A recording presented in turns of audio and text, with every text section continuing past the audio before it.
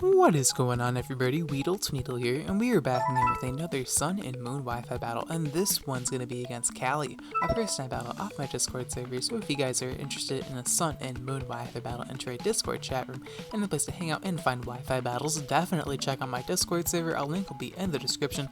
Now, me and Callie are having an overused tier battle today because I'm trying to be more like Shofu with each and every upload, although I have stopped using clickbait, so I'm kind of like not being like the rest of the community, but it's okay. We're gonna ignore that.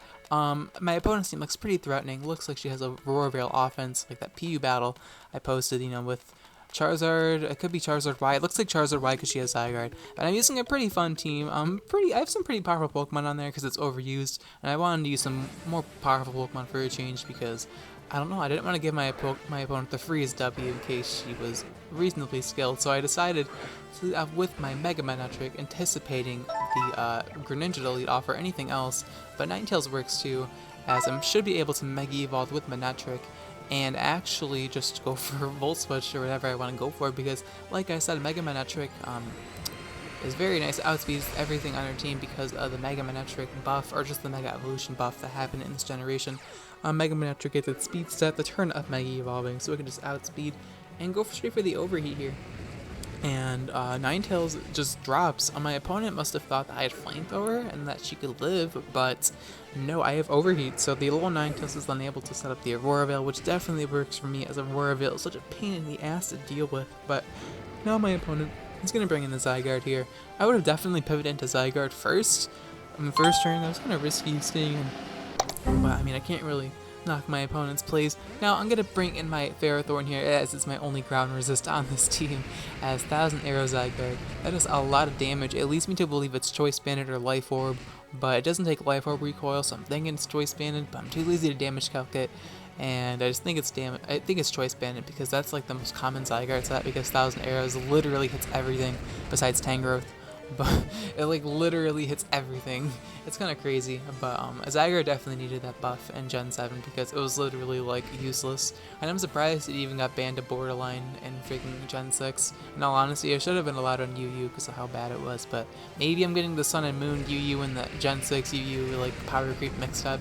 Maybe it really was too good for UU, but either way, Ferrothorn's going to go down to the 1000 Arrows, as now the Zygarde is going to take some hail damage, but now I'm able to bring in Dizzy here, my Primarina, and I'm just hoping that I can take 1000 Arrows from full HP. I'm hoping my opponent is afraid of Primarina because I know that the Ferrothorn is 100% coming in. Resist Moonblast, resist Hydro Bump, takes Ice Beam very nicely. So here, I actually make a very aggressive double switch. If my opponent stayed in here with 1000 Arrows, I would have been fucked. I would have actually been fucked. So I didn't actually think about that one, but it is late at night, so I don't really think all my plays through. But that's also like an issue. Like if you overthink your plays, they seem less valid in your head, and then they just like, what if your opponent just does that? So sometimes you just gotta pull the trigger and you just gotta go for the big one. So my opponent's gonna want to switch out the Ferrothorn and bring in the Tapu Fini, and now I can reveal my Victini's moveset. This is actually a recent Victini event that one of my subscribers passed me. It's actually a Z Celebrate Victini set. Now, Victini does get outclassed in pretty much all its other sets, like Blue Flare, Bolt Strike, like V-Create, Choice Banded, like every other set literally outdoes this set completely. But we're gonna get +1 on all of our stats thanks to Z Celebrate. Congratulations, Shaniqua. The animation looks pretty cool as well, and Victini is just an event Pokemon, so having Z Celebrate just makes it feel more eventy, I guess. But yeah, I have stored power because getting +5 in your stats gives stored power, I think, 120 base power, which is pretty damn powerful. I mean, it's not as strong, or it's about as strong as Fire Blast, but you can't miss stored power, and that's the important part. Even though Victini's ability is Victory Star, which helps you, not miss those kinds of moves like Fire Blast and Thunder and stuff, which is why I use special attack and offensive Victini before this one. I actually have a Blue Flare Thunder one with Glaciate and stuff, the other event. But yeah, we're gonna go for stored power as my opponent makes a nice play, switching into Greninja, and now she's just gonna go for the Water Shuriken because she knows I'm gonna outspeed it with my +1 speed with Victini. That's why the set is kind of scary, because Victini gets that +1 speed, and not only that, with the +1 in Spadef and defense, it becomes very bulky just off 100 bases alone. Having 100 in all your base stats makes Z Celebrate a lot more powerful and potent because it increases your already decent stats. Unfortunately, I go for Focus Blast, and Focus Blast lives up to its name and just misses. Of course, why would we connect Focus Blast against the balanced Greninja?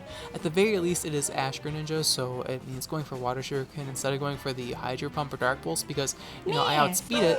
I should be able to knock him out with Focus Blast, but no.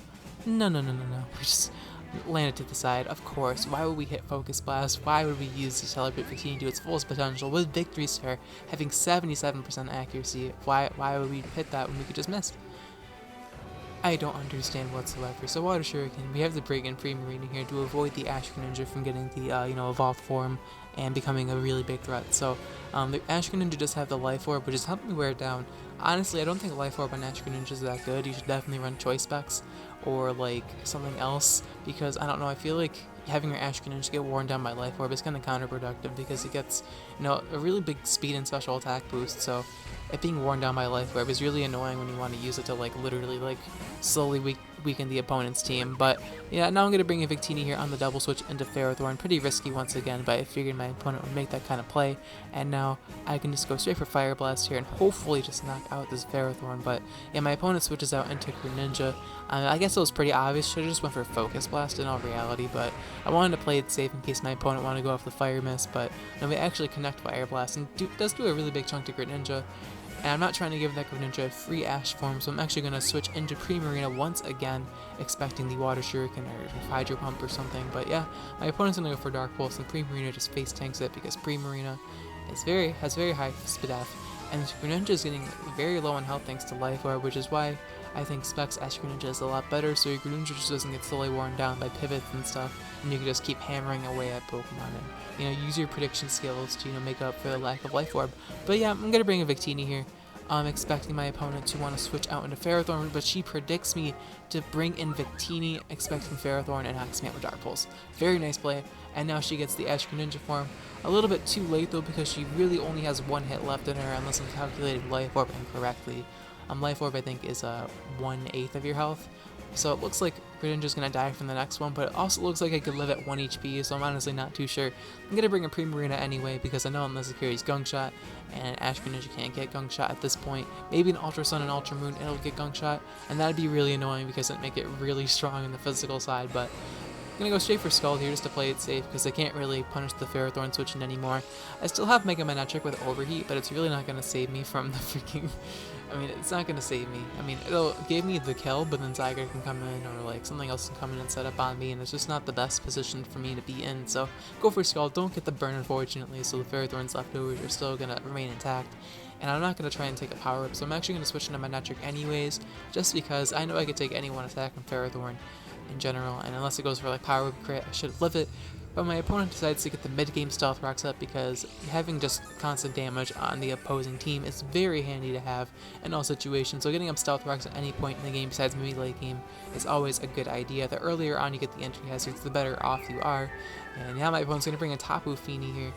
Probably just sacking it off to take the overheat damage, which is very understandable. And I do believe I just go for the Hidden Power Ice, expecting Zygarde to come in instead. But, the Tapu Fini comes in, which is probably the more understandable play. I haven't revealed Hidden Power Ice yet, but I guess there was no reason for me to go for Thunderbolt there. And going for Hidden Power Ice was kind of obvious, to be honest with you, so I can understand this play. My opponent definitely is semi-competent with their plays that she's making, so I shouldn't really underestimate her. So, I'm going to go for Thunderbolt here, not going to overpredict at this point. Knock out the Tapu Fini. As now in comes Charizard. I'm still assuming this is Charizard Y because my opponent has Zygarde, so I'm like, what are you doing? I'm going to go for Volt Switch. My opponent is actually Charizard X. With the Aurora Veil I should have anticipated this, but I figured with Zygarde she wouldn't want to run Charizard X, but I guess having Double Dragon can be pretty annoying. But yeah, Volt Switch going to not do anything to Charizard X. Well, it actually does more than I thought it would, honestly, which is pretty respectable, no lie. And I'm going to save my Manectric for Intimidate for the Zardex in case it gets out of hand. I'm going to bring in my Hard Body here, my Rhyperior, as it should be able to tank any one attack from Charizard X at +1 attack. And thankfully my opponent just goes for Dragon Dance and not for like Earthquake or something. That was kind of a risky play to switch into Rhyperior on the potential Earthquake, but we're going to stay in here as my opponent actually doesn't have Outrage, she just has Dragon Claw, as Rhyperior literally takes that like nothing. It was like that literally did 0 damage, so the Charizard X, wow, Rhyperior made Charizard X look like a bitch. Like, Rhyperior literally made Charizard its bitch. Charizard acts as like one of the strongest physical mech evolutions out there. I guess not in the current meta, but it used to be like a force to be reckoned with back in Gen 6. It might still be good in Sun and Moon OU, but there's too much power for it to set up like it used to be able to. But now I'm going to bring a Mega Main here onto the Ferrothorn. Pretty risky play once again, but I don't really care. I'm going to get the Intimidate. I just want to kick off this Ferrothorn with the Overheat, but my opponent expects me to switch into my Manectric and doubles out into the Greninja, the Ash-Greninja, which is now within its form. And I'm like, okay, this is where I'm going to take a Water Shuriken to the face, but I should be able to live it unless it gets a crit at some point. So Water Shuriken does not look like it's going to 3-hit KO me. Thankfully, Manectric does tank it. I think she would have needed 2 crits to kill me, or maybe just 1 would have been enough, but thankfully we don't get crit any of those times, as Greninja actually just dies from Life Orb, which wasn't what I was expecting. I thought it would live at 1 HP, but it dies, and which is pretty good for me. I don't give my opponent Switch Initiative, and now in comes Zygarde. And it already revealed Hidden Power Ice against this thing, so I'm kind of confused why she brought it in. But I guess she doesn't have a switch in at this point. But then I realized she had E-Speed, and I'm like, oh, I'm so stupid. Why did I stay in? I'm not very intelligent. So at least it's pretty much my only reliable way of blocking out the Ferrothorn. As now I'm going to bring in my Dry King here. I carried the Ice Beam, but I figured my opponent would want to switch out, because having E-Speed on Zygarde pretty much screams that you're Choice Banded. So my opponent's going to switch out here and bring in the Ferrothorn onto my Nidoking, as I'm just going to go straight for Earth Power with Dry King, and Sheer Force Earth Power with Life Orb, but it's so much damage to Ferrothorn, easily a 2 to 3 KO with a roll. I guess after leftovers it's going to live 2 more, but it's going to live 1 more, I don't even know. But yeah, going to go for Earth Power here, hopefully we get like a crit or something, but Ferrothorn just barely hangs on. Going to go for the Power Whip on me, and Nidoking does live it thanks to that secondary poison typing coming through. And yeah, Earth Power should be able to just clean up this game.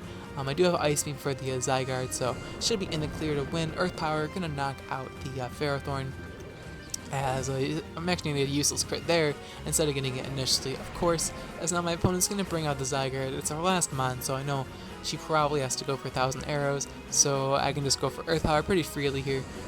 Except I didn't go for Ice Beam, I went for Earth Power. I don't really know why I did that, by the way. That was like literally, like, I had no reason to do that, but granted, I had this battle very late at night, so I could have had like some random reasoning, or like wanted to make the score closer, but like in all actuality I should have just Ice Beamed and killed it. But instead I bring in Primarina here. I'm like, okay, oh wait, I remember now. I want to see if Primarina could take 1,000 arrows, because I have a lot of defense investment, and I just wanted to see if I could tank it. But I actually don't have much. I have like 72 or something like that, but no, 1,000 arrows still knocks me out from my range.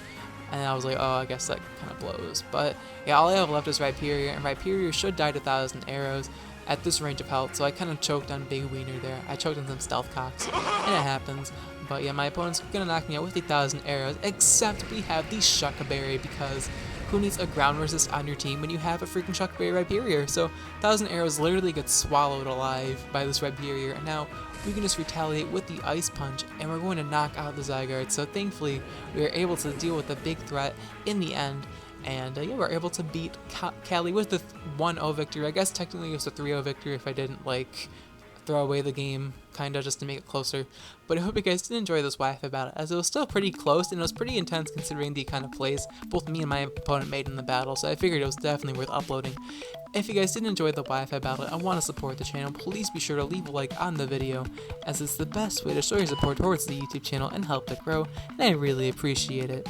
Anyways, the question of the day is going to be, what is your favorite weather style to use in the OU metagame? Let me know in the comments down below. Now, I really like to use Rain. Rain is actually really good in like every single meta or every single tier that you can use, and then I think that Rain in the PU tier is going to be so ridiculous. Like with Omastar, oh no, Omastar is not in PU, I don't think, but with Kabutops and Ludicolo being allowed in PU, that is just a recipe for disaster, man. And I'm so excited to try it out in the PU tier, but I'm not excited to face it because that seems like I'm going to be very ill prepared when I finally face Rain. But yeah, let me know in the comments down below what your favorite weather is to use in competitive Pokemon. It doesn't even have to be O3 it could be any tier in general. And yeah, I'll talk to you guys in my next video. Alright, peace.